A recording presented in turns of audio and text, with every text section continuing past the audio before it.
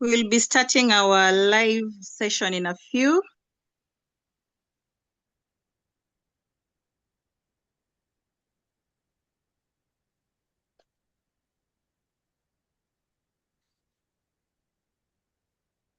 Good evening, Walyuba. Kindly unmute and let us know where you are joining us from.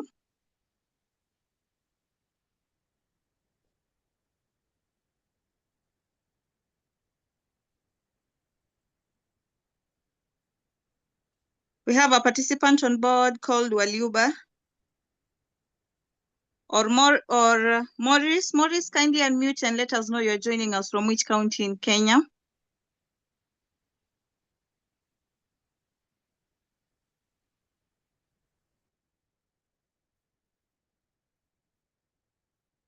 Just a minute.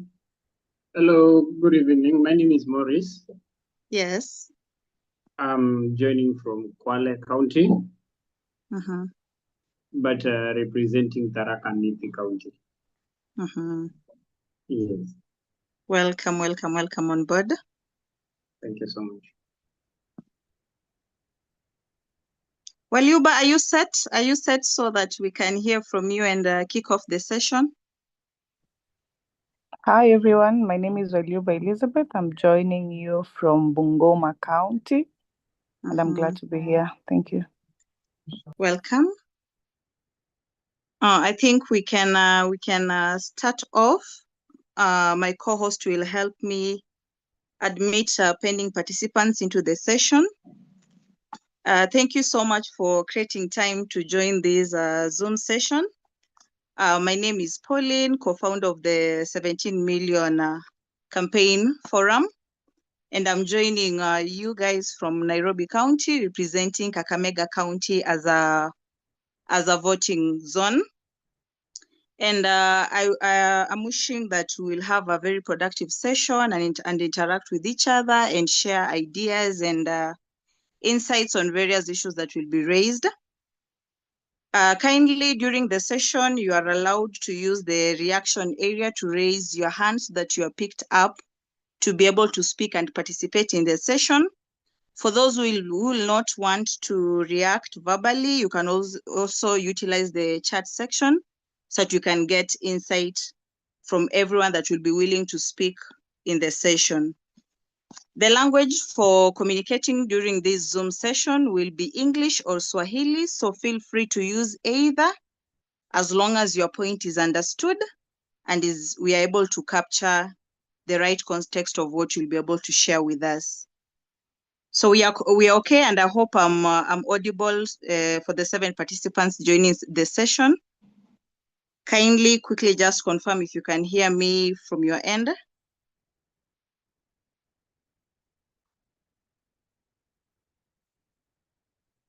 Am I audible enough? That's okay. It's okay. I'm getting the right reactions that I can be heard from your end.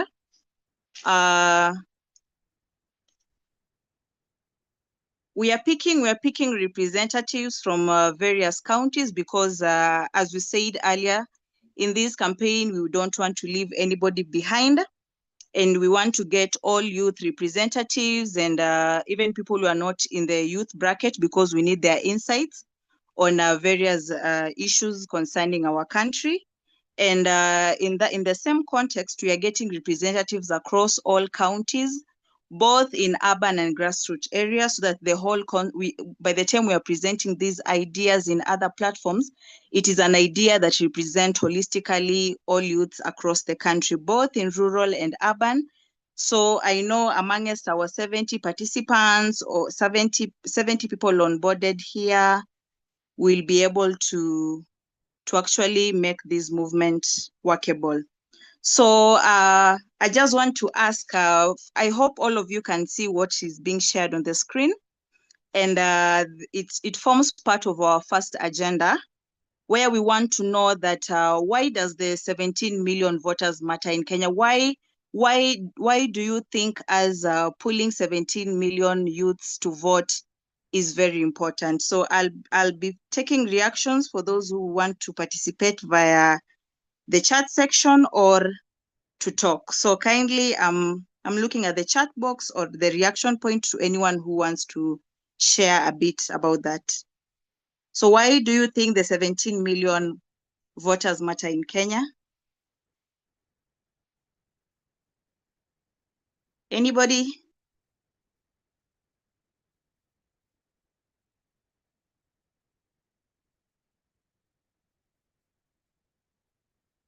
Why do you think the 17 million youth voters matter in Kenya? Any Yes, quick Pauline. reaction? Yes. Yes, can I say something? Yes, kindly go on. Yes, this number of youths matters because Yes. when you want to move something, even for example in parliament, you see the majority is the number required to pass a bill. So for the purpose of inclusivity, to be considered in some position and in decision-making table, we need to have numbers as youth so that in case you want anything, it is very possible to move it. Yes.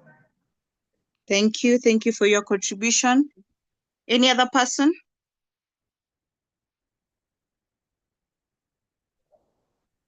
Yes.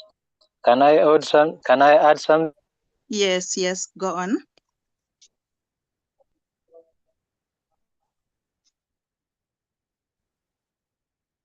Proceed. Yeah, I think the 17 million youth in Kenya matters because we are the backbone of, the economy. So this, the 7 billion youth, their voice, I think we will able to have a good pick on a favorable and ideal leader. Thank you so much. Any other person with something to say over the same?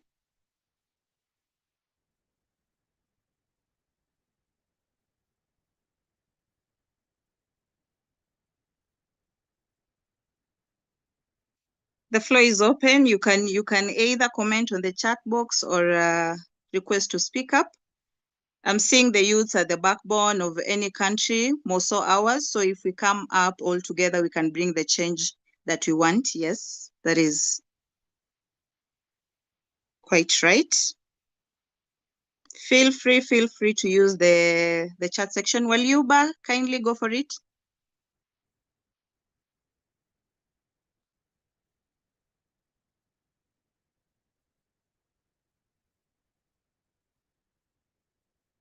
I'm seeing Walyuba, you need to add something to the agenda.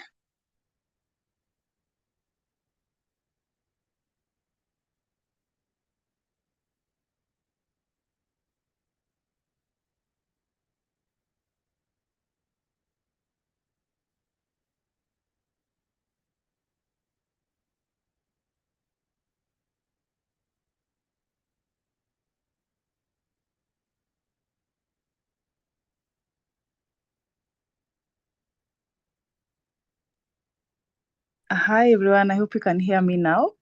Yes. Thank you so much. Thank you, Pauline, for the opportunity. And just to respond to your question, if you look at the current statistics, we, the youth, make up to at least 75% of the population, right?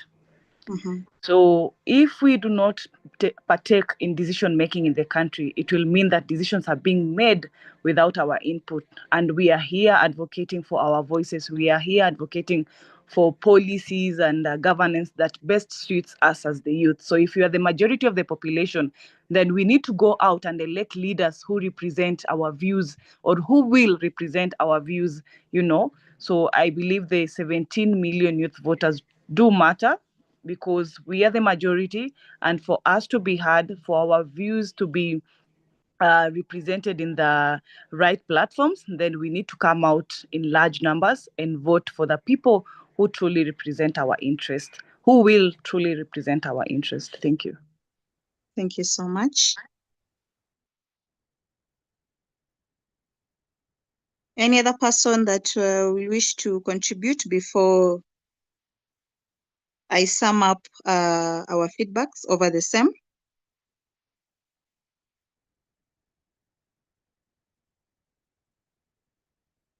From the chat section, Anini is saying, I feel the youth are the key determinant of well-being of any nation. Therefore, unity in our votes is very important. Quite right. Allow me to sum up our reaction. The 17 million voters matter in Kenya because we are truly the largest, we contribute the largest population in terms of demography coverage. And therefore, it means we have a voice and we can make an impact if we are onboarded in policy and decision making. And also there's power in numbers. So if we are to pull resources together, our minds together and insights, then we'll be able to actually make a difference and elect people that represent our needs and our issues. The slide, we have the 17 million campaign in Kenya, and you're talking about teamwork, success, and growth. So that's why we actually rallying out for numbers, because there's power in numbers. One of us has shared that to pass a bill or a policy, you actually need numbers. So if you have numbers, then we have a pull or muscle to actually raise our issues and to be able to get genuine representation. And one of our participants has also shared that we are a backbone of the economy. Quite true.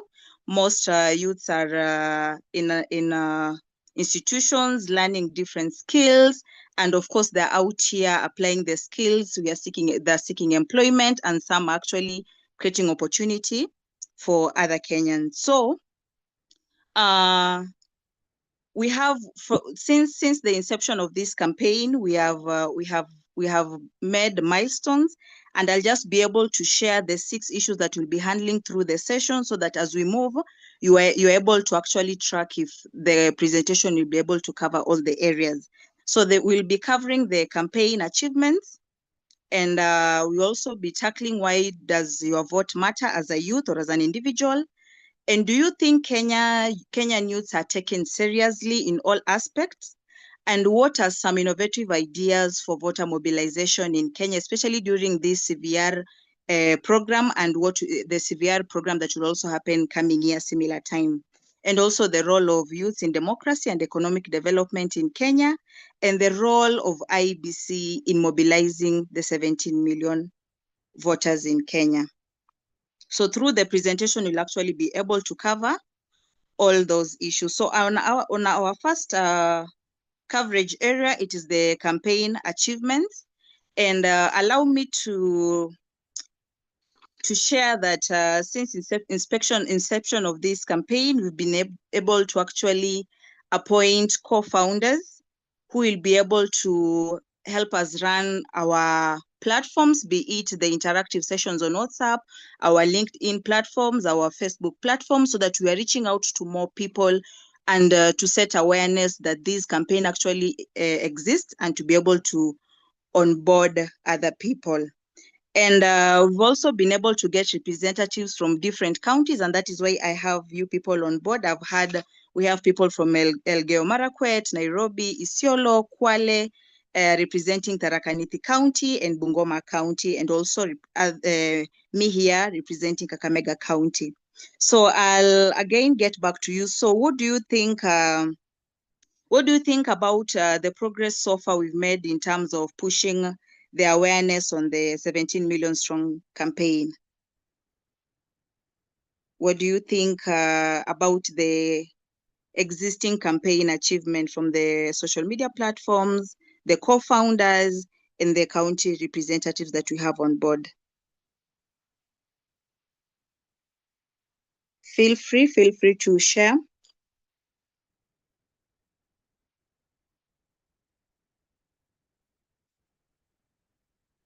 Again, you can utilize the chat section or raise your hand to be able to allow to participate. What do you think about the milestones we've made so far in terms of pushing the campaign?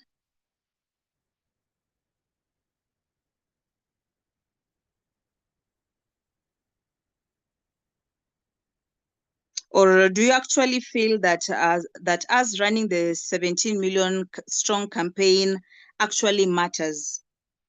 Do you feel it has an impact? Do you feel it actually matters and it will make a difference in terms of how the nation handles socio-political and economic issues?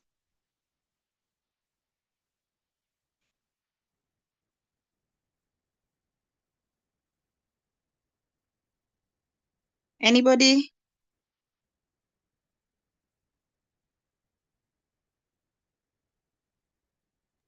Pauline, maybe I can dive in and just give my Yes, input. kindly. Yes. First, I would like to appreciate the efforts made by the founders or the people who began the campaign, because we know that, and just looking at how our country is and the needs of the youth, and also looking at the statistics, we know that it is very important that we, the youth, really become more involved in matters governance, in matters voting, in matters choosing leaders. So for me, I believe this is very important and it is timely, because the past years we have seen what has happened due to what we felt that our voices were not being heard. We felt that we were not being well represented. So this is the time for us to come out as youth and be able to elect the right leaders. So this campaign is timely and it is very important that is happening right now. And I believe that through this, we'll be able to get more youth onboarded into the systems, get their voters card, and those who do not have IDs, maybe get IDs for them to be able to register as voters, for us to be able to achieve our long-term goals, and that is to ensure that we are involved, we are engaged, and we are able to elect leaders who truly represent our interests. So yeah, this is great, and I'm looking forward to the outcomes or better outcomes. Thank you. Thank you so much for that. It has summed up key areas on why the campaign matters, and it is actually a structure for the youths to actually be onboarded and be able to present their concept. That's why we say the 17 million strong campaign. We have a home. We are not homeless. We are not representativeless. So we have structure, and part of the structure is this campaign. So in future we'll be presenting our concepts in dialogues and in workshops under the umbrella of this campaign. I'm seeing Robert Lagat is saying, personally, being my first day, I'm very ready for a brief orientation on the progress. Yeah, you'll get it, Robert. So I think we've covered why the campaign is very important and why it matters. Any other reaction before we move to the other section? So kindly allow me to touch on this, because we are talking about voter registration. And we say this movement is not just for October 2025. We are seeing this movement carrying us and more participants that will be able to join on board in future, not just for the political phase, but for the pre-political phase and the political phase. And the reason why this number matters is because I want you guys to actually understand the political structure of Kenya, and why we need inclusivity of youths in political positions, because through them, we will be able to actually get the right and accurate representation from people who actually understand the challenges we actually face as youths. So the various elective positions in Kenya, we have the president, the member of parliament, the senators, governors, women representatives, and ward representatives, which a majority are elected, and there are some that are actually nominated. So I know for the longest time, the youths have not been quite positive in terms of coming out in large numbers and voting, because people perceive a presidential post as just being one. But the reality is the impact of choosing these leaders, it could be for a 5-year term. But for the 5-year term, we actually get to feel the impact both in political instability, economic struggle, and also the social issues that affect our nation at large, not just for the youth, but generally for the nation. So it is very important that we actually get the word there for the youth that your vote matters. It could be one, but it is a representation of the choices you want to make and the structure of the kind of leadership we want. So if our country, as it stands right now, we are approximately at 57 million people. You can imagine we are choosing about 1,800 political positions to represent 57 million. That is how impactful political leadership is. And if we don't get the right representations, we actually get flaws in terms of the kind of policies that actually passed in our national assemblies and the kind of policies that actually implemented across board. So we need to actually come together and make this campaign so strong so that in coming days we're actually able to pull our own into these positions to get the rightful representations. You can imagine for both of us from our various counties, we have senators, we have governors, we have women rep who are responsible to ensure that the political structures in our counties are okay. So if they're passing policies and bills that are not that don't favor the common mwananchi, then we find that our hands are actually tied in terms of pushing for change, because there's actually a lot of impact in choosing the wrong representations. We have our roads infrastructural development that is wanting in most counties in Kenya. We have an issue with the education systems. We are still getting at this in this era, we are still getting news that there are actually students who don't even have classrooms to study in. In this era, we still have people who have never seen tarmac roads in their area. In this area, we have youths who have been locked out because they're in rural settings and accessing even the digital amenities is actually an issue. Yet, in the limelight, Kenya looks as if we are making milestones. So there's actually need to push for representation of our youth.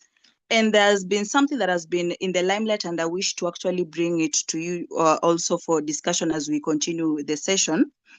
It's called Illusion in Inclusion, where youths are actually onboarded in political sittings or in political forums just for the numbers, but our voices or our ideas are not actually inputted in the final decision-making process. So it is an illusion that yes, the youths are there in the county assemblies, yes, the youths are there in the senates, yes, the youths are there in the national assemblies, but we don't actually get to feel the impact. If impact was felt for the longest time, then we wouldn't have a need to actually have these kinds of campaign movement ongoing. We are actually developing such campaign movement because there is openly notable a gap in terms of representation. Also, there's also an issue where youth participation is oftenly used for optics and not for substance. With political leaders or political forums just want to meet the quota in terms of presenting that in this forum, we had this number of youths, we had this number of women, we had this number of people with disabilities, but it's just for the optical bit of it. There's no substance in the representation. So 1,800 representatives are actually presenting ideas and running the government on behalf of 57 million. And that is why at your own level, it is very important that you look around. If there's a youth that has attained the age of 18 and has a national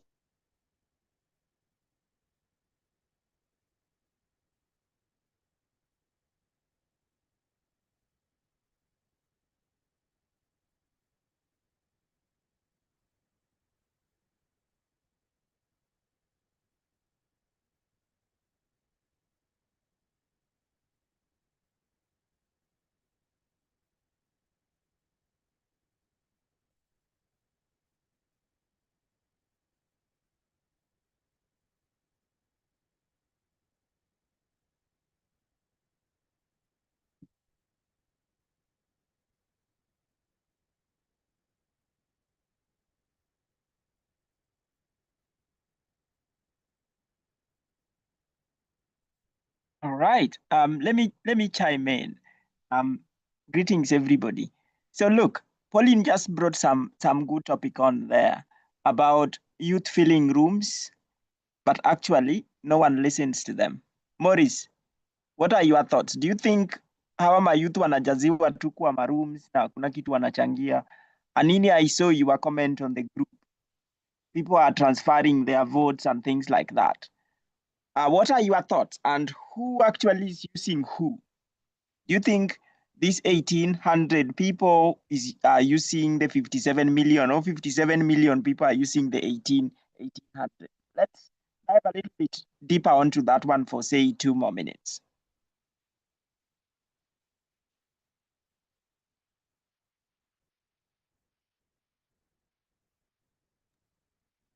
Hello, everyone. My name is Maurice, and I don't know how to say, but what I feel about the 17 million youths is that I kind of feel that we youths are somehow corrupted. This is what I mean by we are corrupted. We started with spirit, but it came a time when, like right now, we lost the spirit that we are fighting for. What we were fighting for, or maybe what we are really looking to into politics or development and all that, we are no longer fighting for it. We are not. We are in something else. Yes, the youths are together. They are. What shall I say? I don't know how to place it, but I feel like the youths need to be brought together. They need to be taught. They need to be. Someone has to come for them and guide them. Because if you don't guide them, if they are not guided, they are gonna collapse, and they are gonna be divided. So I wanna say this forum, the 17 million strong campaign, for me, it will work if only we work with the youth, and if we are really tukijitolea sana, tujitume, tuseme tuna focus na mayouth, tunataka hawa mayouth waregister kama mavoters na tuwasukume. Kama hatutawasukuma tunauma nje. Yeah. Sawa. Thank Hapo you. Maurice umenena. So before I bring Pauline back. So Pauline, Maurice is telling us, sisi kama youth, we are corrupted. Yes. So one, we started really, really well, and then in between you realize, I don't know, it was the Gen Z protest. Others were bored. Now they are in political parties championing agendas that people were not standing for. And the only thing that Maurice is urging us to do is probably coming together and probably standing for one thing that will unite us, and that is like the issues that are affecting people. Let me get Shani, and then Pauline, you can take it right away. Shani, what are your thoughts? Do you think youth are being used just as like symbols, or what are your thoughts?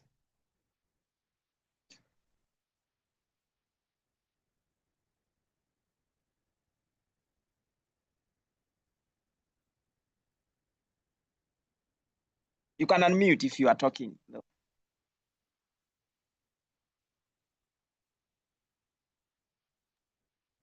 She has actually excused herself on the WhatsApp platform. Yeah. I can build a body on what Maurice has shared. Yes, carry on. And then wait, Lydia has got something. It's okay. It's okay. So Lydia just said something. The ugly truth is most youth want instant results, immediate gratification, not ready to handle the entire process. So the mind shift, the mindset shift could be a game changer.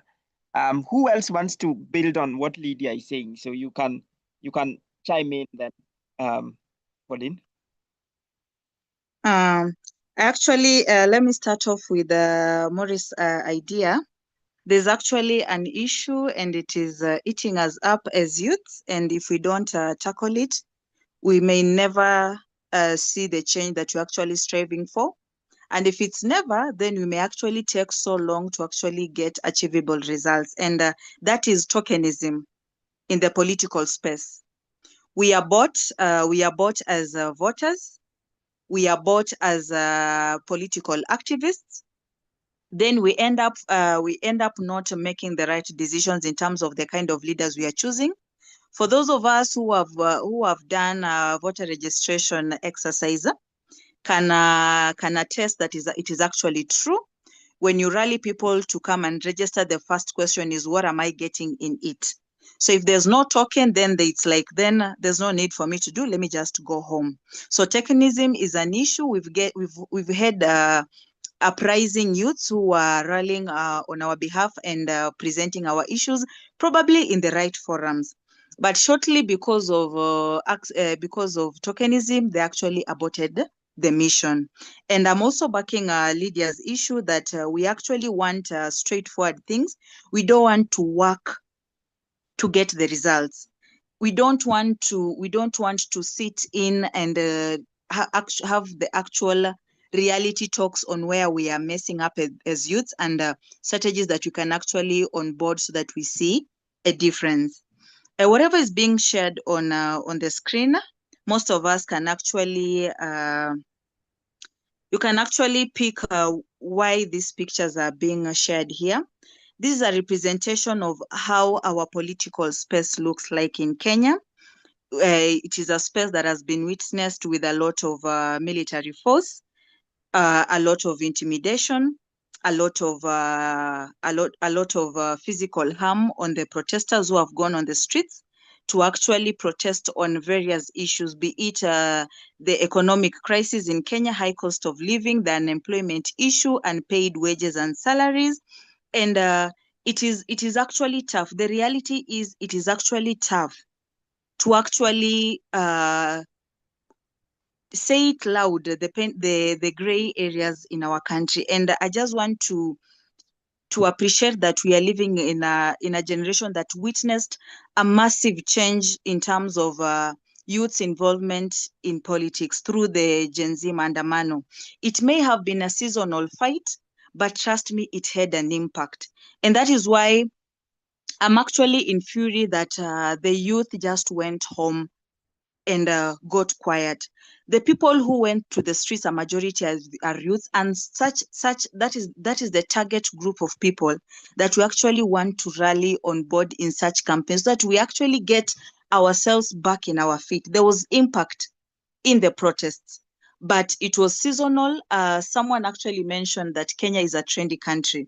Being a trendy country, we actually focus on what is trending, and once it's over, we actually shift our attention to other things. So my question to the participants: do you actually think that the youths are being taken seriously, politically, socially, economically? You could tell us how is it? How are youths being handled, be it at constituency level, be it at county level, or even at national level? I'll be picking reactions over the same. So do you think the youths in Kenya are actually taken seriously?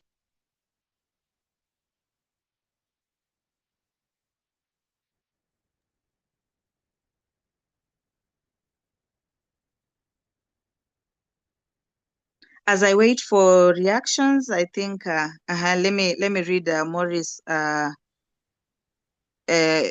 feedback. I think what youths are into right now is not change. It is money circulation.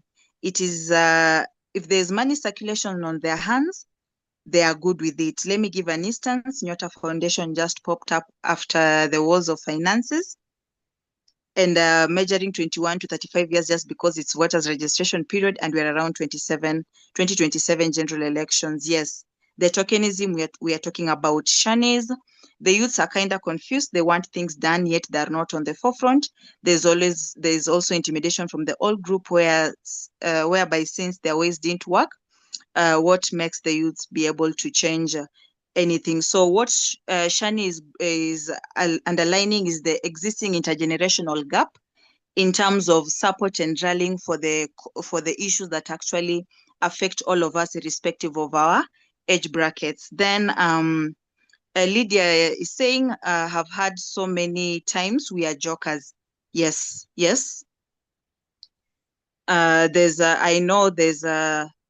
the people who are saying, actually, I know they have backed up statements for that statement, because we actually wake up in the morning and we are so vibrant, pushing an agenda, and then tomorrow we act as if nothing happened. Yet whatever we were rallying for, if it has not been settled, we keep on living in the same harsh conditions. We struggle with job opportunities. We are struggling with economic crisis. Yet we rallied in the streets and we kept quiet. I'm getting Anini. We are pioneers of Gen Z movement. Other countries are successful, but are back on drawing again. It's true, we are partly the problem, but it's a good move. A little continua. We learn and adjust. It's time to rectify. Yes, I back you up on that, Anini. Lydia, on the Nyota program, the systems are smart. See how Nyota is manipulating the systems. Why immediately after these voting discussions? Yes, exactly. That's why I say the issue of tokenism is affecting youth representation and participation in politics, because they know the political actors who are the politicians actually know that once you've put something on the table, it will blind the population on what actually matters at that particular time. Olga says we are not taken seriously because there's a stereotype that the youths are lazy. Yes, there's an issue of intergenerational gap. There's also an issue on the stereotypes and misconceptions that actually exist about the nature of youths. Any other person who would wish to contribute and talk? The floor is open so that you can hear the views, but so far so good. That is so good.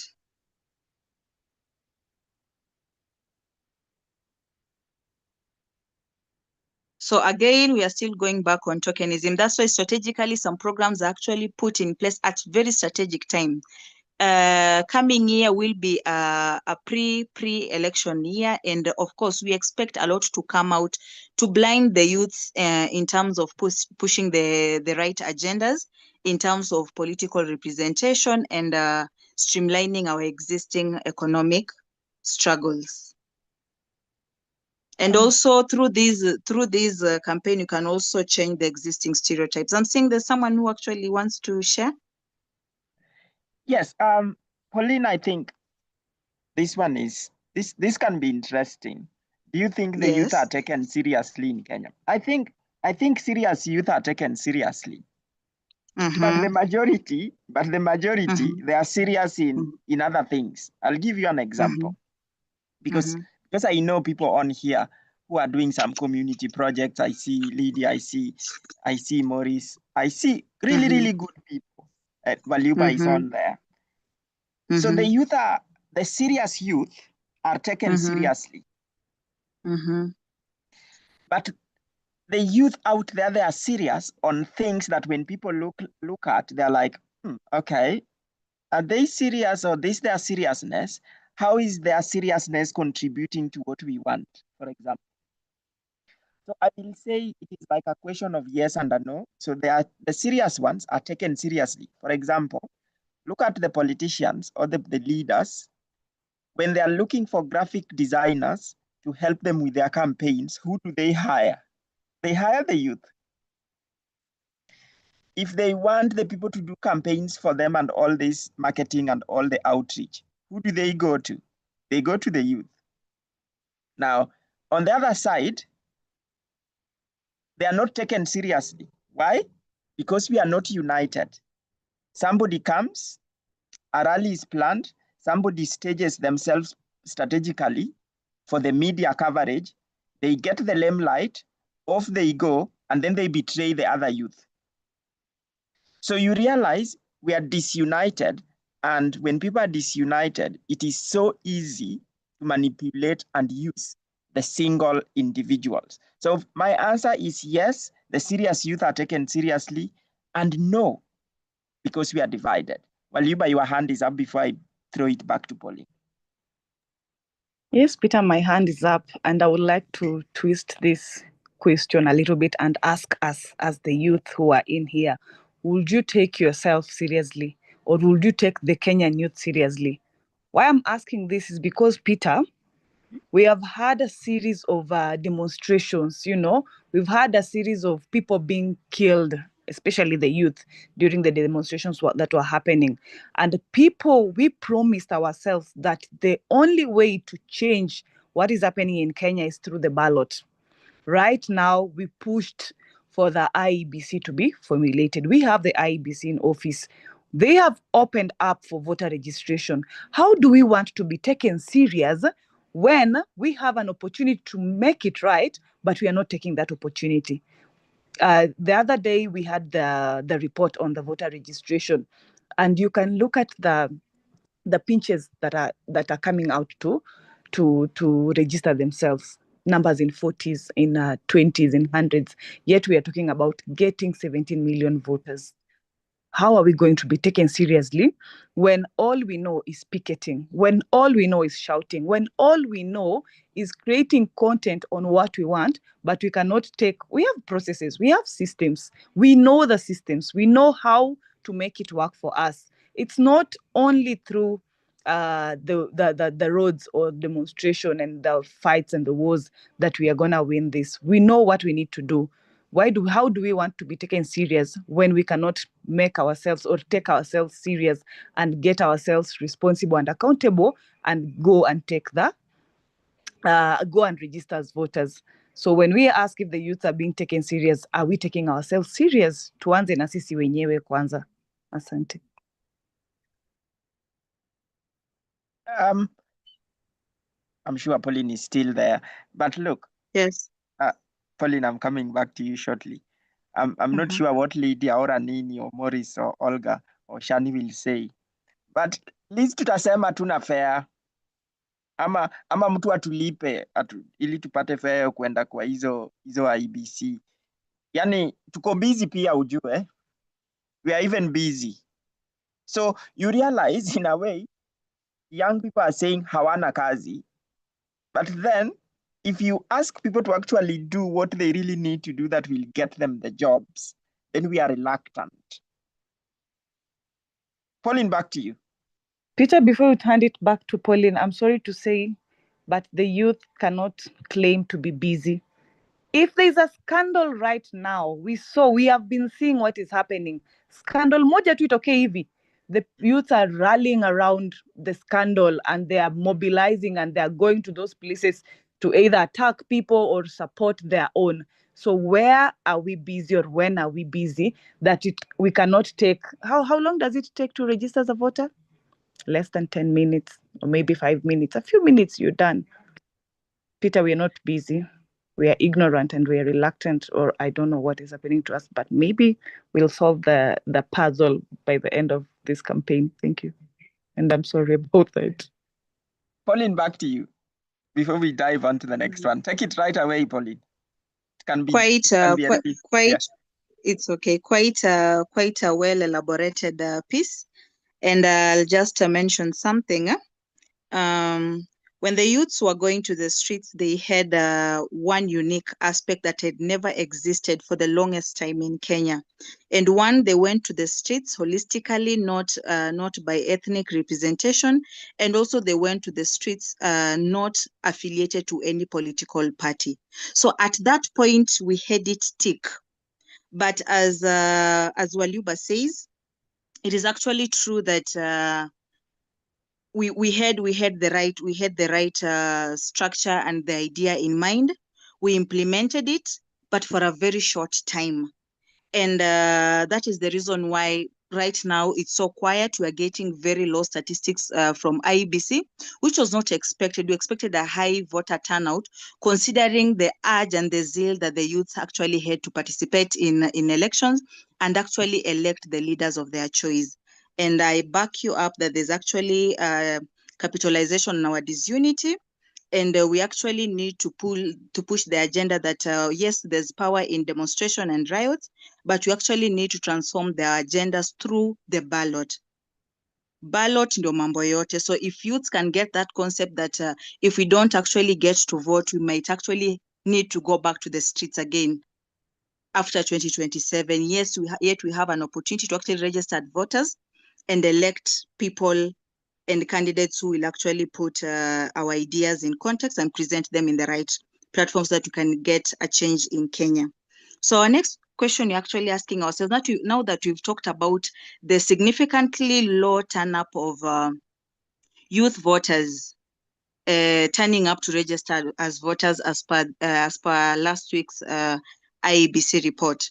So what do you think IEBC can use, as a commission can use, to mobilize 17 youths in Kenya to register voters? I know their target population is 6 million, but we are looking at 17 million. What else can IEBC do aside from positioning their voter registration clerks and assistants in various IEBC constituency office? What do you think they can actually do to actually get the numbers picking up before the end of the month?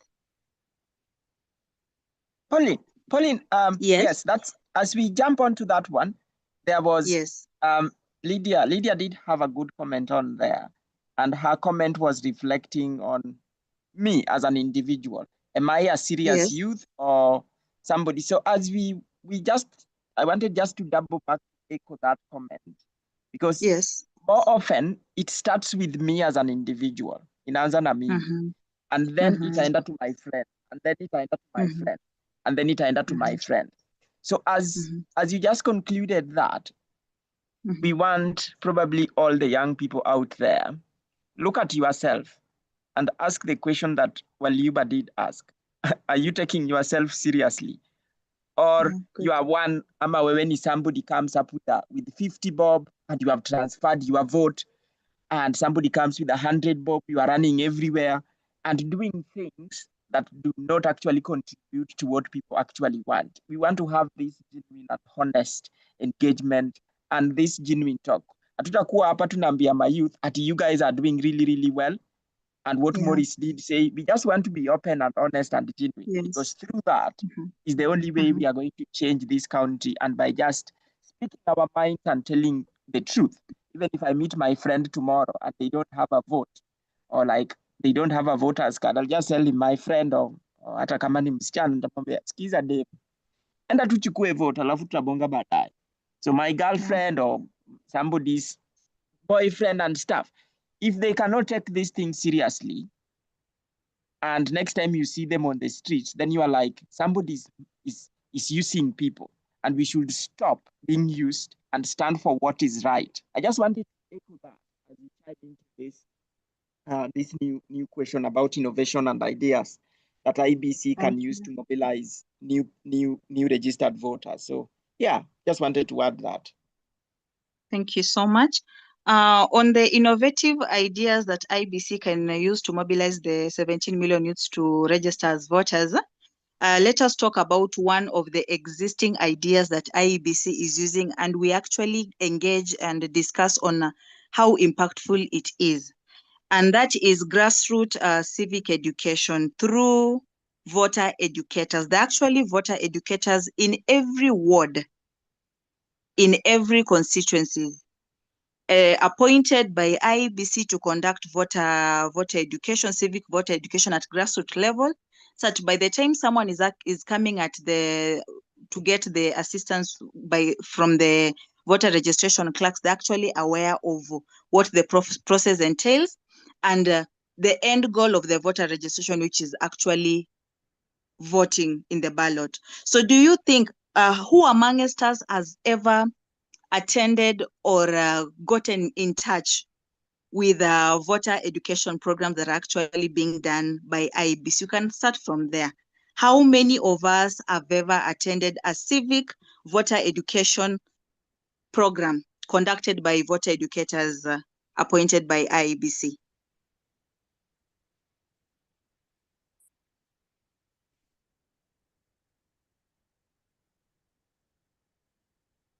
The reaction could be a yes or no. We can start from there so that we actually get to know how many have actually had an experience. I'm getting Lydia and Duku saying not yet.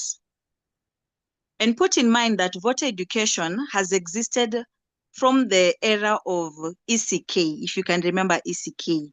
So if we are, if a majority of us have not got an opportunity to be educated on voter education, then it can give you a perception of the extent of how well the innovative idea by IEBC has done.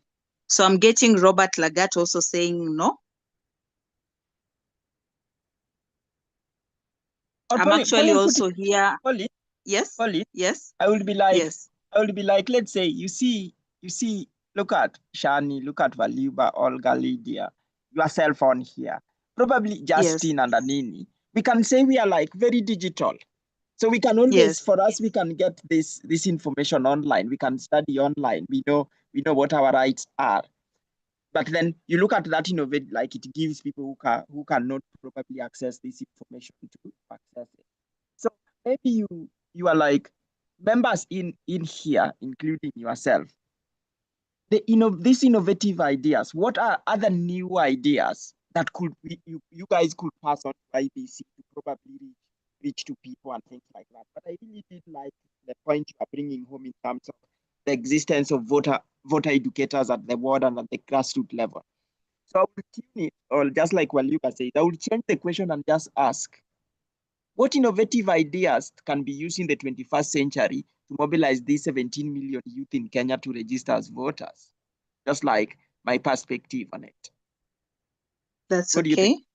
Yeah, what do you think, It's Pauline? okay. It's okay.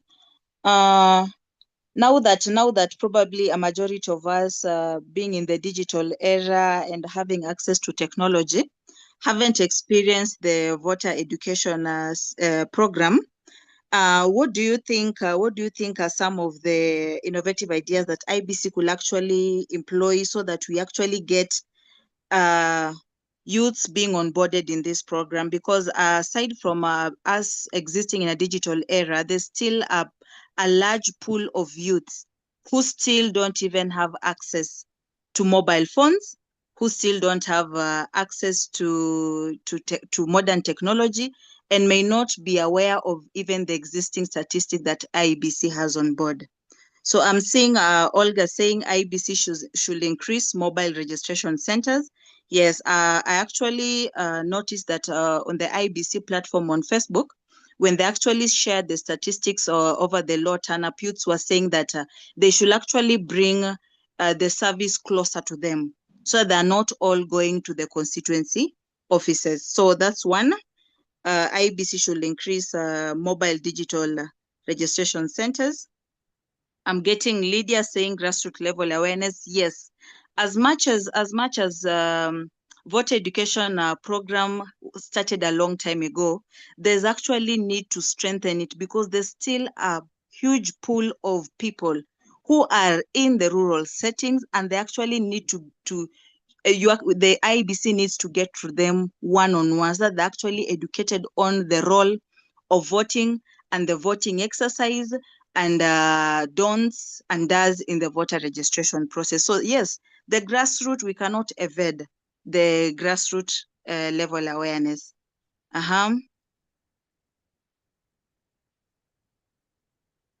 Do we have any other innovative idea?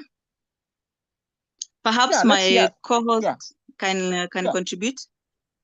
No, I want to hear from Robert or even Justin and even Olga. You guys, what Olga has shared. Olga did. Oh, okay. Yeah, Olga has shared. Lydia has also shared. Let's hear from Anini, who is coming from Isiolo County, which seems to be marginalized. Yes. Justin also is from Kajiado. So you guys speak up, because Pauline, this platform is like those people who can't access the platform out there that are always political and non-inclusive. So let's hear from Anini from Isiolo, and then Justin, one of the co-founders and representing Kajiado. Am I audible? Yes. Yes, you are, Anini. Yes. The thing about information, Kenyans are very informed. Let me tell you. Do you remember at one time that the Uduma number case that they told the public that you will be penalized if not doing so? Yes, I remember. And within weeks, all the office of the chief and Huduma number are overcrowded. So I think they should also do so in voting and registering for vote. You should be penalized for not voting. Hakuna vile wanaweza pass motion wafanye kwamba usipopiga kura unashikwa ama unatoa fine. I tell you that's the only solution. Anini, allow me, yes, Anini, kindly allow me to get back to you and ask, aside from, now that you've actually confirmed that access to information is no longer a big issue in Kenya, because you've given a good illustration that the Huduma card registration was actually highly amplified and people actually registered.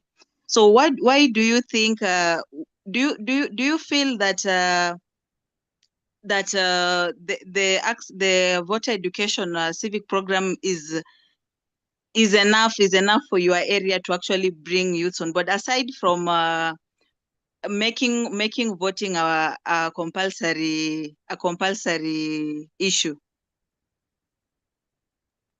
Yes, I think it is very important because many of the youth don't know yet the importance of voting. So I think they should sensitize on more. Okay, thank you. Lydia Ndruku is saying theater optimization. Do we need music? In fact, we were thinking, you see the way politicians will actually put trucks on the road and you don't see the politician, but there's always a truck with posters passing through the villages and advertising and announcing that such an MCA, such an MP will be at a certain ground, so turn up, and actually people turn up. That is also part of marketing. So there's need to actually, it's about time IEBC just actually gets trucks to move in the area and market the road shows. Yes, the road shows actually work. You want to rally people to meet, put the road shows on. It will attract attention. The sound gets to a larger mileage demographic location. So the road shows can actually work. And Robert is saying, I think IEBC should educate people on the role of politics in determining the direction of economy of Kenya because it plays a critical impact. Yes, there's actually a major gap. People actually vote. People just wake up and vote in Kenya, but there's a chunk of people that actually don't know the impact of a vote in terms of directing the social, political, and economic status of a country. There's Justin saying, building public trust in IEBC ability to conduct free and fair election is essential. A lack of confidence in the commission is one of the key reasons why many people are reluctant to participate in voter education initiatives. Actually, when you go to the platforms of IEBC, you'll actually see a similar comment by Justin, that there is loss of confidence in the mandate of IEBC in terms of choosing representatives for various constituencies, the country, and wards. So there's actually need for IEBC to build trust in its ability to conduct a free and fair election. Actually, that one has been clearly pointed out in their platform. People are saying, why should I go and vote? Yet I may not be able to actually get a representation by the leader that I voted for. So yes, that's an issue. Apart from roadshows from Morris, the youth are the ones push for the formation of IEBC. Let's look at it. Why are youths not registering yet? They are aware of its enrollment. Yes, that goes back to the trust in the commission. That goes back to the trust in the commission. The youths pushed for the structuring and the formation of the IEBC commission. What we are not sure if they are satisfied with the commission panel that was chosen, and if they are, that's why I talked about Kenya being a trendy country. We rally about something, and once we get it, we withdraw zeal and commitment towards the objective. So I think we've talked about the roadshow, the digital marketing, the continuous civic education, and mobile registration points to ease access to the voter registration points and stations. Now, yeah, I think, Pauline, let me chime in. If somebody wants to chime in, I see co-founder Rogers and Justin are already in. But I want to echo what Anini said. Look at how Huduma number was publicized. Just look at that. Now, then come and look at how politicians are always campaigning for their candidates, how they are branding the vans and how they are doing all those stuff. And then now you come to IEBC as an entity and you look at how they're like conducting the process. And here they are demanding, for example, asking for 1.6 billion for the 2027 election. But now, when you are talking about the Huduma, they were going into offices, people were going into churches, they were going into all these places. Why can these people get out of the offices and go where these people are?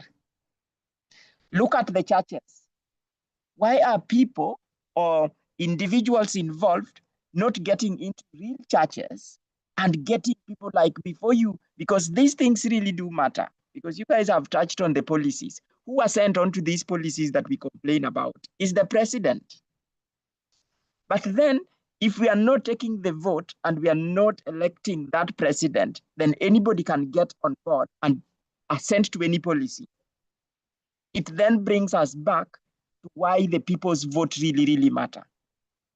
So it should be upon us, just like Maurice is saying, my friend, we cannot complain for things going wrong if we are not taking part in that voting. An example on the track like you see over there. The other time, and I know you guys are fully aware, that there is an e-procurement agenda being pushed everywhere. How can we, or why are we not pushing for a digital app where people can register online? Why are we not even pushing that? We are talking about AI, we are talking of the world going digital, but here we are being told to walk into a constituency registration office, while on the other agenda, we are busy pushing on other things. I just wanted to weigh in on that. And probably you guys can also just share your views on that as we transition on to the next one. Pauline, back to you. Thank you so much. I think I'm getting your point. You're talking about the rigidity in terms of how IEBC has been conducting the awareness creation campaign, because they're still stuck at voter educators, yet this is a digital era. We can always get onboarded in the e-system in terms of voter registration, so that people are just accessing their nearest Huduma centers for the biometrics, or even can even be done digitally. So I think there's still a lot of rigidity in terms of how IEBC is choosing to create awareness, and it may actually interfere or deter in the number of youths that are actually targeted as new voters. There's the slide that has been shared. You're talking about characteristics of a servant leader, and there's actually an issue in the nature of politicians that we actually elect, that it is not a representation of what actually Kenyans or the voters or the youths actually expect of them. Many a times in your localities, you've had people say, I'll quote in Kiswahili, wacha nikuwe mwanasiasa, nipate pesa umaskini niondokee.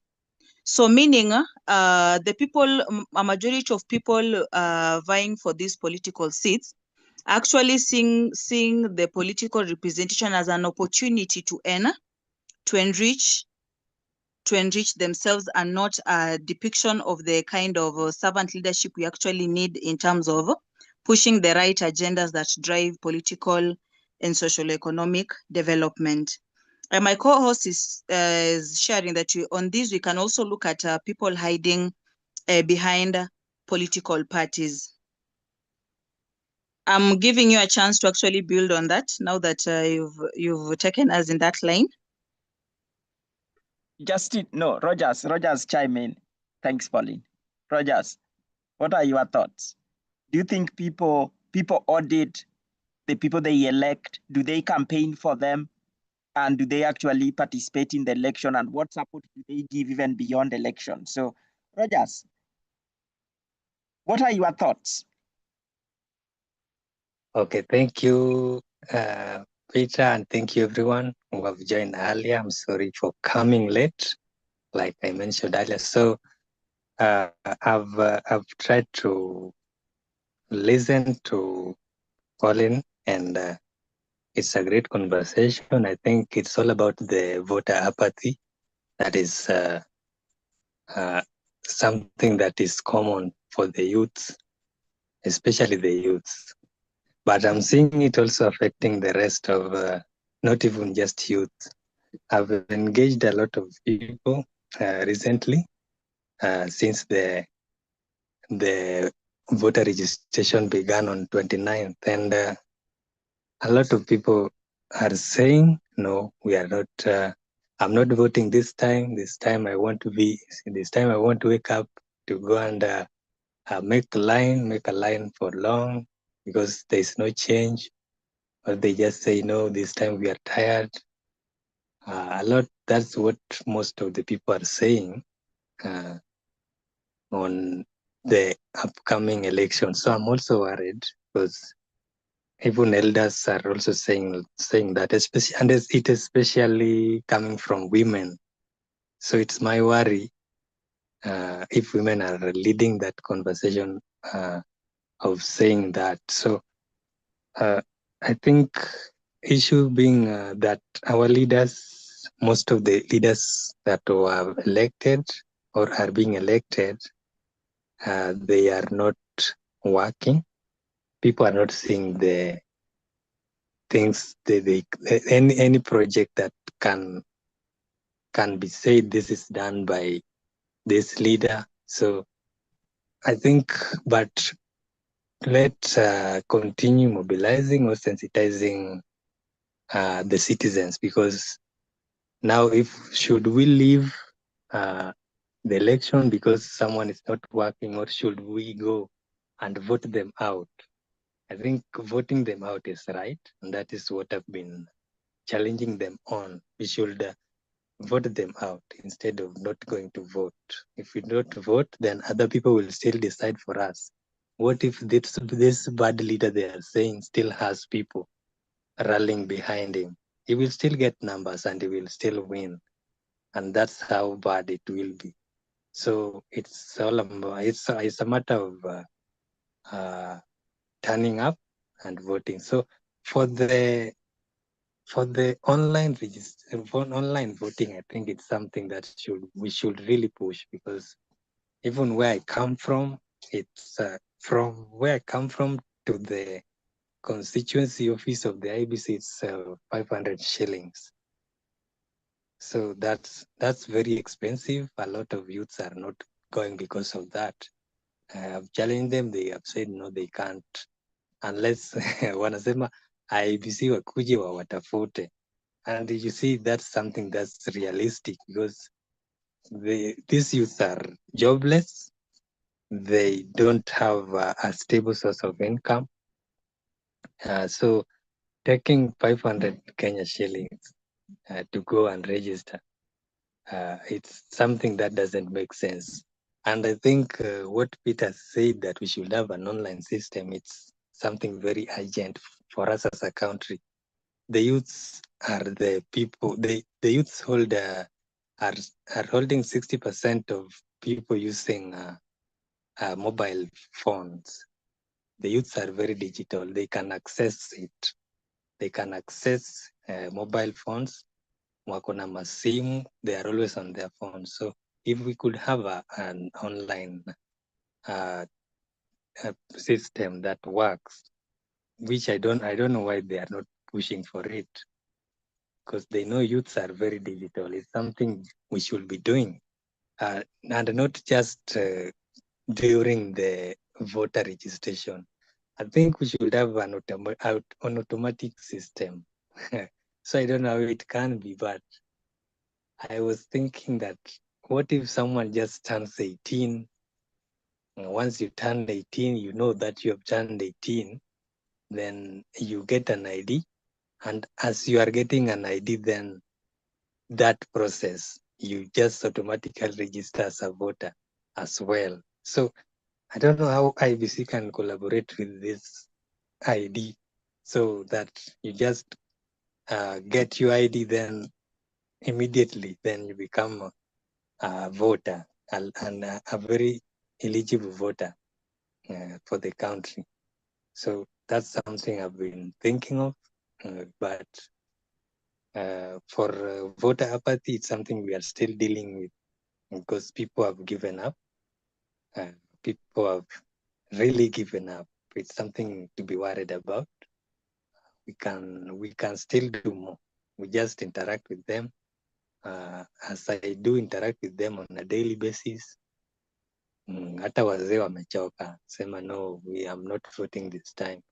Rogers, skiza, yes. Skiza wewe. Pauline, we are bringing you back. But Rogers, look, ukichoka na hauna kazi, basi inamaanisha hauhitaji hiyo kazi. Pauline, back to you. But thanks Rogers for that. Thank you so much, Rogers, for building a body on the rigidity in IEBC campaign platforms. Thank you for also highlighting on the pending shift into e-system voter registration. I see Maurice so hand that is it up, is by the way, Pauline. Okay, so that it's a continuous, so that it's a continuous process, the same way we are enrolled into an SSF and SHA by when you turn 18 and you have a source of income, there should be the same procedure for continuous voter registration, so that we are not waiting on specific period of time. But that can only be done if there's a shift into the e-services. I can give Maurice a chance.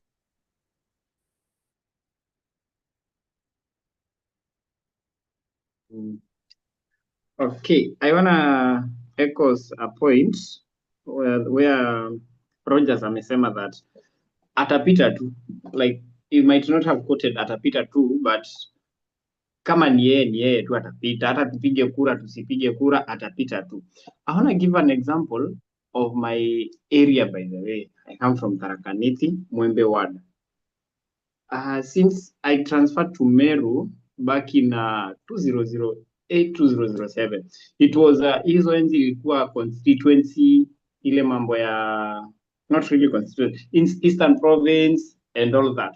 So there is a guy amekuwa kwa kiti since Eastern Province ikue, it was ikagawanywa ikakuwa now counties, ikaingia Tharaka Nithi, and then we had Mwembe constituency. The guy is still an MP mpaka saa hizi as we speak. He is now planning to go to vie for governor in Tharaka Nithi County. Na atapita tu. Let me say that because atapita tu. Why? I feel like apart from the youth, also hawa wazee kuna mali wanacheza part kubwa sana. So it's not about the top seats peke yake. We have to look on our area home ground yenyewe. The home area carries a lot, and it matters a lot of the people that you select. And then we have fake polling stations. That's why I wouldn't go with Rogers on the point of e-voting, electric voting, voting. Because if a youth can hack into a system of your bank, Safaricom, all those, they have been hacked several times. Parliament systems were hacked by anonymous or maybe by some youths around. Betting sites zimekuwa zikihakiwa. How are we not sure that also this IEBC site or maybe the system haitakuwa hacked na itapitisha tu, atapita tu. So I think it's better I will go for the manual where ambapo tunapanga hiyo line, tuvumilie hiyo line moja, tuseme mimi nimerauka, nimetoka nyumbani around 3 am, nimeenda nimefika polling station 5 or maybe 6, nimepata line mrefu, nitakaa mpaka jioni nipige kura. Ndio hii kura yangu nikiambiwa let's say for example, it's A and B vying for MP. Nisikie B, I voted for B. But B ikikuja kwa polling station, hesabu ikishafanywa, nasikia B ako 0. I will be like, where is my vote? But when we go electrically, I feel like, yes, it might sound anonymous, but how sure are you that hata mwenye ulipigia amehesabiwa na hiyo yako tu moja, the B amepewa moja, wewe unajua hiyo ni yako, the rest never voted for B. So I will go with the manual, and yeah, that's the point. Morris, Thank you. Morris, kiza, Morris, najua inafaa tupatane na wewe kwanza one of these fine days. Siku za kitambo tulifanya mambo, but Pauline, you are coming back. But Morris, these systems ziko US, ziko UK na zina work. Na hizo elections zingine huwa zikui rigged. So we are not even coming up with something new. Kwa sababu we already have systems in other countries that are working. Why are we not even borrowing from them and just implementing that and just ensuring we do things properly? Pauline, back to you, but good insights. I really like the element of intergenerational, the young people working with the older to shift or bring change. Pauline, back to you.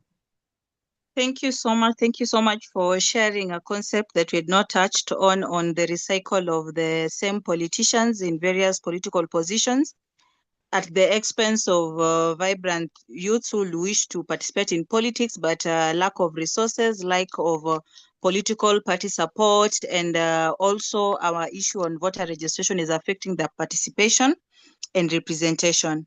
Before I cross over, I'll also touch on something that has been shared by Olga on the chat box. And this actually worked in 2021 CVR process. You've heard the Ministry of Interior talk about the pending IDs that are yet to be collected, hundreds of thousands, which is actually true. There are so many IDs at the chief's offices, at the assistant chief's offices across the country. And I remember our constituency during that time, we actually took the IDs, the uncollected IDs, to the IEBC constituency office. So the youths were actually, they were actually coming to pick the IDs, and in the process, we actually get to register them as voters. So it's somehow linked to what Anini was saying, that it is a way of it's like a forceful registration, but really isn't. But we actually got a chance to get the numbers because they were interested in getting their IDs, and there they were at the constituency offices. So it actually got us a big number. And I'll finalize on with Lydia saying about the long queues. They can increase the number of polling stations based on the numbers. That is, Lydia, that is why people were hard on in the IEBC boundary creation. But now the IEBC commissioners say that they cannot demarcate the boundaries because it's a time-consuming process, and we are actually running out of time. If boundaries were well demarcated ahead of the election process, then it would have been easier to actually create new polling stations for as voting zones, then reduce on the queues that actually experienced during the election day. Moving to the slide that is being shared. Hang on, wait, Pauline. Yes. I know this is your area. I'm just interested. What if, because we are electing six people, which to me needs to be narrowed down or scaled down. Imagine if we had five days of election. So day 1, we elect members of parliament. Like systems up, we elect parliament. Day 2, we go for senators. So like a whole week, we have different voting period. Like, so you go in and it is like really, really quick. So, or you can even reduce, say, 2 days you are doing the counties, and then the final day you are electing the president. So the systems are not overwhelmed. Maybe for me, I'm just thinking, how could people work around that to ensure that this congestion and things like that are looked into? Just like thoughts. You can go, and we don't have to engage on that now, but I'm just thinking of a system, because we are electing 6 people in one go. and systems can be overwhelmed, how about spreading those days and saying day 1, day 2, or day 1 they are electing governor, AP, and governors, AP, women rep, and county MCAs. And then the final day, we just have one full day dedicated for the presidency alone. Just some thoughts. You guys see what I mean? So, yeah. I think we can always build on that conversation probably in our next session, but let me just touch briefly on it. There's an issue that has already been presented to the IEBC, the commission, and it was touching on the time span between the end of an election to the announcement of the presidential, whoever has won the presidential seat. And this boils back to the trust in the IEBC in terms of conducting fair and credible election. And it was being suggested that we have the announcement as fast as possible. In fact, when you go through the website IEBC, you'll get the conversion that Kenyans want the announcement to be as fast as possible in terms of announcing who has taken the day. And I think it builds on trust issues. People tend to imagine that when it's prolonged, then there can be something fishy going on amidst the hours that are spent before the presidential candidate is actually announced. But yes, for those of us who have monitored elections, we can actually attest that the election day actually ends and people feel the time allocated was not adequate, associated with the long queues and stretches from where people stay to the polling station. But I think it's a conversation that we can actually build on it in our coming session. I'll actually allow you to handle. Yes? Yes, this one. I wanted to jump on this one. For example, Pauline, if people are complaining and they want elections as fast as possible, and here they are not taking their votes and not registering as voters, then there is a mismatch. So in a way, just to echo, we need people to get their IDs. We need people to get voters' cards. But why this slide is up, what unites us as a country is the president. True. That all of us at the end of the day, we have to elect a president. And here is now where the young people need to be united. And I know Maurice have pointed something on the chat. The political parties. The political parties are vehicles to election. And you look at independent candidates, really, really good people. Political parties frustrate them, or you need to pay all this. How can we have systems which we can create, because the constitution allows the independent candidates.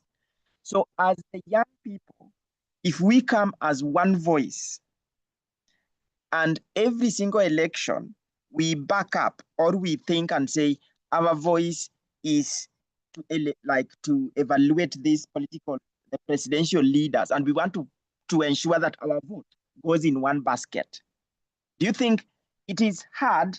But I think for me, if we get to that stage, ignore the parties, ignore the individuals parading around senior people, look at the people's credibility, look at the people's track record, and then base your voting on that. And I think for me, I'm not sure what you guys will think, but again, for another session, we could be looking into that.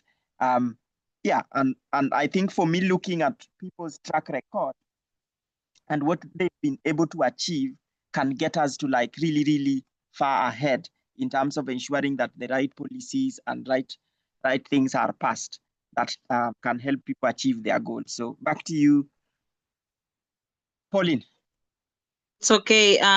Having worked with the Register of Political Parties, I'm looking forward to a day where we'll have their input. I know there are mechanisms that have been put in place in terms of the nomination processes in political parties to ensure fair representation in terms of gender and age. And I know that there was also a mechanism to allow independent candidates to vie for political parties if they can't get support from existing political parties. And I know they also have various mechanisms put in place to ensure that there is fair access to existing political parties fund to political aspirants. So I know in future we'll be able to engage them so that they can be able to give us the exact workable policies that are existing within their organizational platform. I think that will be the last statement from my end. I'll allow you to close up because I can't see the the screen very well. So my co-host, you will close up and do a conclusion bit over the slide that has been shared. All right, cool. I know, Rogers, you are also there. But look, my friends, this campaign is slow but steady. We want to take our time. We are not on a rush. We are not a reactive 17 million strong. We want to go out, get the serious youth, and they will take this seriously.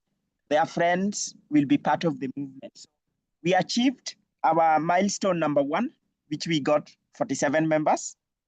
We got 97 members, 94 members. So before our next call, which is 19th, I think, we are aiming to have 235 members. So meaning we are encouraging like all of us to go out, mobilize a friend, and get them on. Now, with that, we want you to go start thinking, how can we get 5 friends each? And how this might look like, just like how we've been engaging you. You share with them the rough idea of the campaign. And if they say they are interested, then you send them the link. And what the long-term games looks like, we want to have each county have like 1,000 really, really serious youth. And you can imagine 1,000 organized youth. The politician will listen to the 1,000 people. So if you call them to a meeting and you are creative, you are doing your things without chasing them, they will come. And when they come, you guys will organize yourselves into groups. You will have probably think around what actually can we do as a team, as a project, for example, to help us generate income and do things that can help us grow or develop or support one another. That way, when we are collaborating with partners and even stakeholders, we are approaching them with projects and not just, oh, come and talk. No, come talk to 17 million strong. We got people on health, we got people on education, we got people on gender. So we aim to have like really, really solid structures around what we are looking to do. For the organizational structure, we are looking to have a structure for all the system where we can have a manager for the county, assistant manager. And I want you to imagine 17 million strong coming up in a way as a football academy, where any leader, any company, any organization can come to us and we can refer people based on your strength. And in a way, we could be forming a movement where people can come and recruit other people to work for them. So this is a place for you to showcase what you are capable of doing. And when people come and they take, for example, Pauline, you become like the, for example, let's say you in future, you want to go to be a politician and you become a women rep for Kakamega. Then you take other people with you. Maurice, I see you want to be an MCA. You become an MCA, you are PA, and everybody can come from this group. Rogers, you become a governor or you become an MD of another group. Then you come on here and recruit friends. So this structure will shape it up, and together we want to be able to work with anybody, anyone, as long as they are able to stand on values that we stand for. Things like integrity, transparency, accountability, inclusivity. We will define all that together as a team. So mine would be to encourage all of us to go out, get your friends, and let us get this word out. It might take us a bit of time. It might get us a bit of a while to get to where we want, but the game is on. Let us now go out, get our members, and let us build this movement. Our aim is to have each county have maximum 21 members of that group. And then we will have a subgroup for each county where you will bring your people and you will be leading that people. And then once all that round is done, then now we will be coming now down to each county, mobilizing 1,000 people. 1,000 can be on the group, they can be on paper, and then together we can actually get this movement going beyond even 2027. What do you guys think as we wind up? These conversations can be really, really long, and yeah, we will be reducing them as we move along. So lots to talk about. But what are your parting shots, my friends, as we wind up?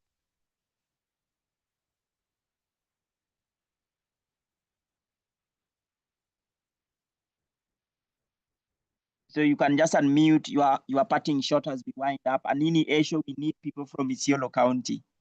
Felix, where are you joining in from? Pauline, obviously, Kakamega, we are just looking for a few more. Maurice, Lydia. Your parting shot as we go away, my friends.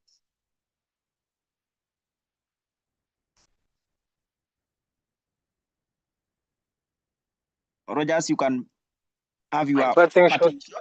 Yeah, go for it. Go for it.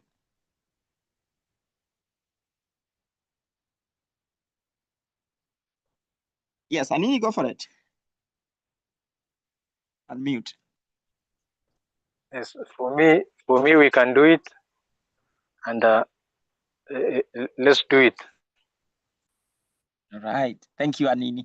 We expect more from Isiolo County. You can even write their names down. You can know your numbers, but you can always mobilize them off the ground. And there we go. Felix, Olga, Lydia, and then Pauline, you close it.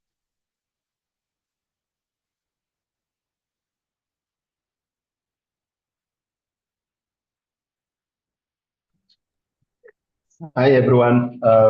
Thanks for organizing this. It was so insightful.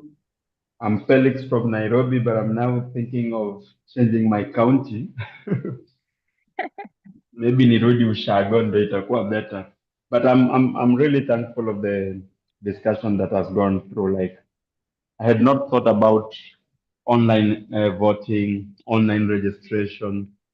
It's funny, we can register for SHA, we can register for everything online. We have e-citizen that does everything, but it does not register you as a voter. You know, it's so funny, like why we trust it for other things, but we can't trust it for the election. So thank you so much for the discussion. Imenifungua macho kidogo. I wasn't thinking this big. Now I'm thinking big, and I'm liking everything that we are doing. I'm happy to be part of this group. Asante. All right. Back to you, Pauline. Take us home. Okay, thank you so much for joining up the session. It has been very interactive. I've picked up a lot of issues, concepts that will also build body for future engagement. Hold on. Kindly don't stop on rallying others to join the movement. This is a good project. One time we'll look back into these sessions and we'll say, yes, so this we've attained this milestone, but we started off from very small steps. So thank you so much for joining up, and I'm looking forward to continuous engagement. You can always get recordings for this session on the YouTube channel, and continue rallying other people to join this movement. I look forward for further engagement on our WhatsApp platform, and also future engagement on such platforms like the Zoom. Thank you so much, and have a good night, and stay safe.